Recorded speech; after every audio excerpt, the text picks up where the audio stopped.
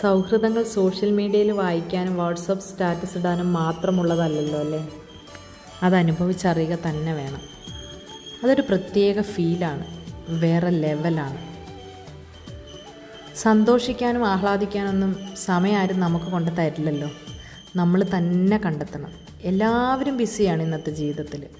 പക്ഷേ നമ്മൾക്കായിട്ടുള്ള കുറേ നിമിഷങ്ങൾ ആവശ്യമെങ്കിൽ അത് നമ്മൾ തന്നെ കണ്ടെത്തണം. അപ്പോൾ എല്ലാം നമ്മളെ കൂടെ നിന്നോളും. അങ്ങനെയുള്ളൊരു ദിവസമാണിന്ന്.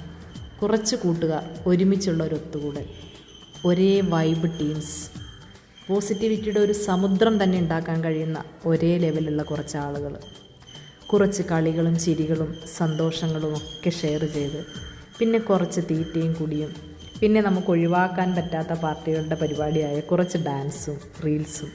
അങ്ങനെ അടിപൊളി ഒരു ദിവസം, സന്തോഷമായ ഒരു ദിവസം.